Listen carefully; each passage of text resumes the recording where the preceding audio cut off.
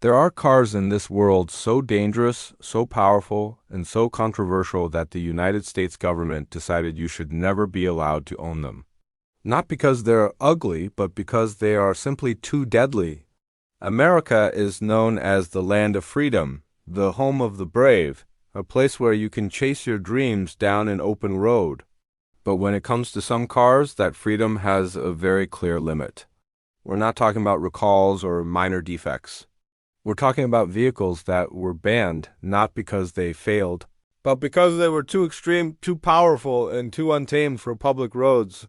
These are the mechanical beasts that laugh in the face of safety regulations and push the very definition of what a car should be.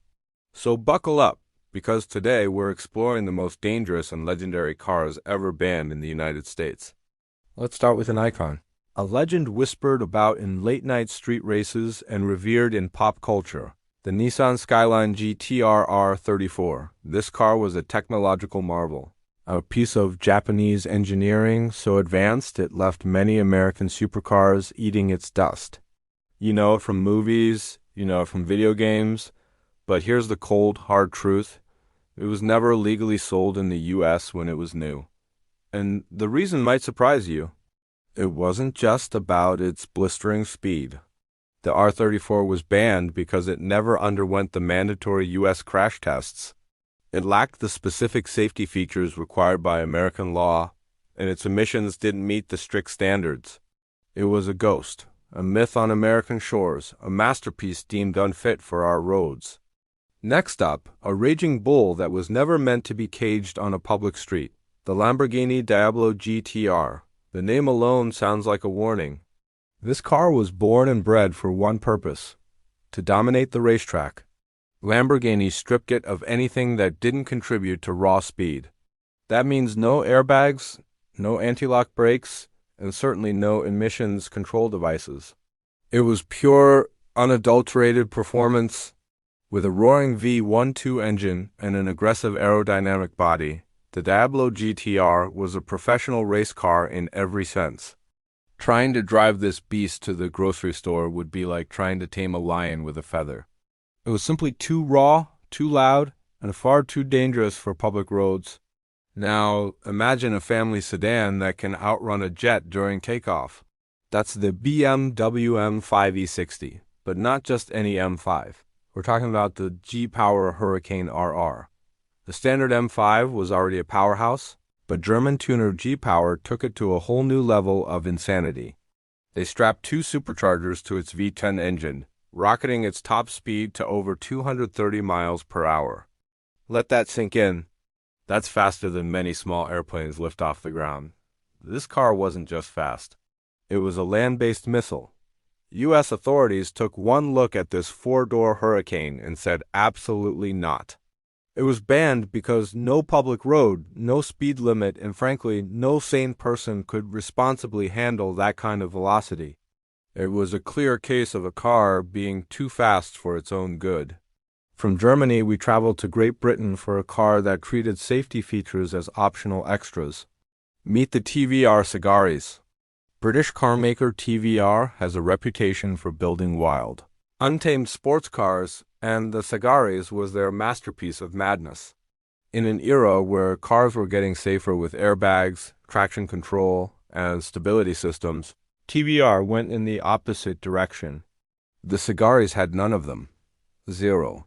The philosophy was simple. The driver is the only safety feature needed. With its aggressive styling and a powerful straight-six engine, driving a Sagaris was a purely analog experience. It was thrilling, direct, and incredibly demanding. But for regulators in the U.S., it was a nightmare. Driving it was like holding a live grenade with the pin pulled. It was banned for its blatant disregard for modern safety. Have you ever heard of a car so exclusive it was basically a race car with a license plate? That's the Mercedes-Benz CLK GTR. This car wasn't designed for cruising down Hollywood Boulevard. It was built to win one of the most grueling races in the world, the 24 Hours of Le Mans. To qualify for the race, Mercedes had to build a small number of street-legal versions, or Straven version.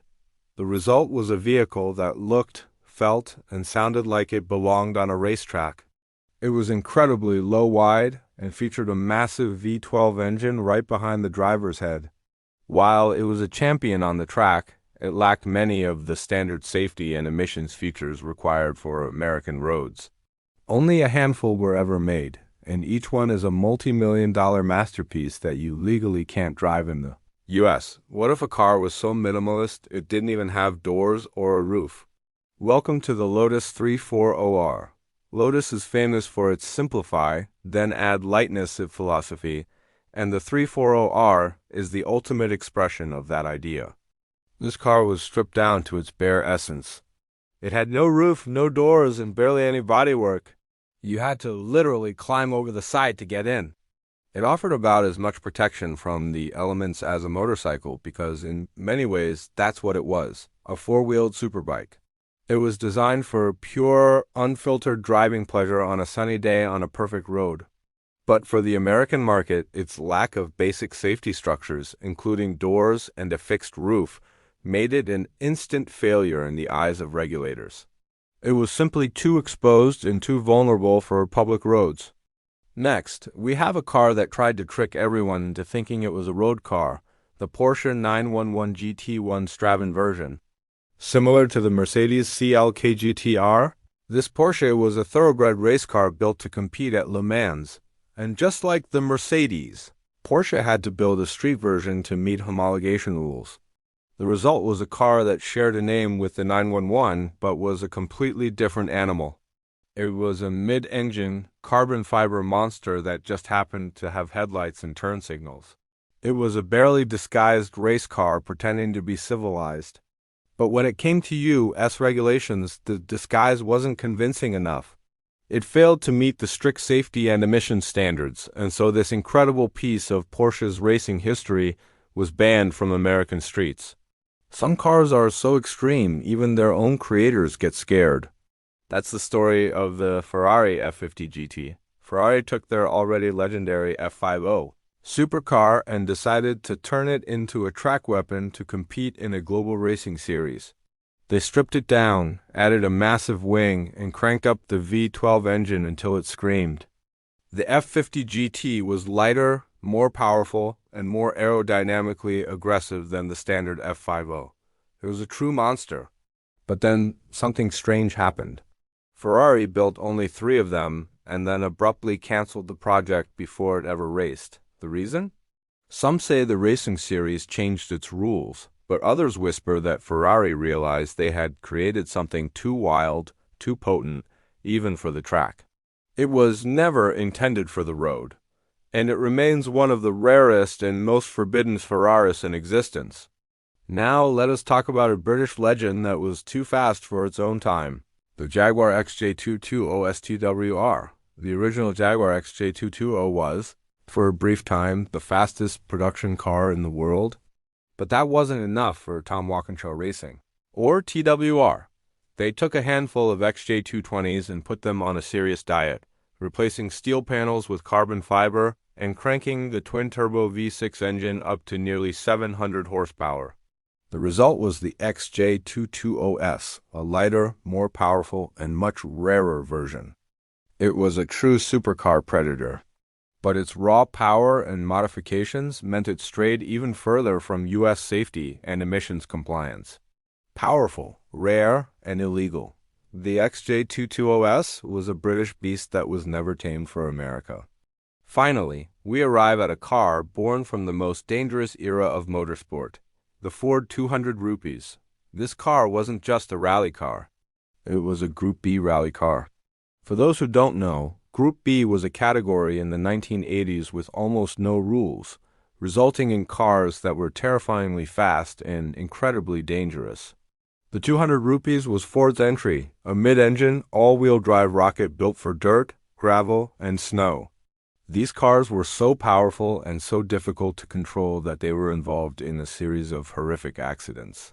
After several tragedies, the entire Group B category was banned worldwide in 1986 because the road-going versions of the RS200 were built only to legalize the rally car. They carried the stigma of this deadly racing class and never met U.S. standards. The 200 rupees is a legend, but it's a legend born from a history so dangerous it had to be stopped. These cars weren't banned because they were bad. They were banned because they were too much. Too fast, too raw, too extreme for the real world. They represent the absolute pinnacle of automotive engineering, unconstrained by the rules that govern our daily drivers. They remind us that there's a thin line between genius and madness, and these machines live right on that edge. And the craziest part? Some of them still exist in the shadows, hidden away in private collections, waiting for a chance to roar again. Thanks for watching, and if you want to uncover more stories from the hidden world of wheels, make sure to subscribe.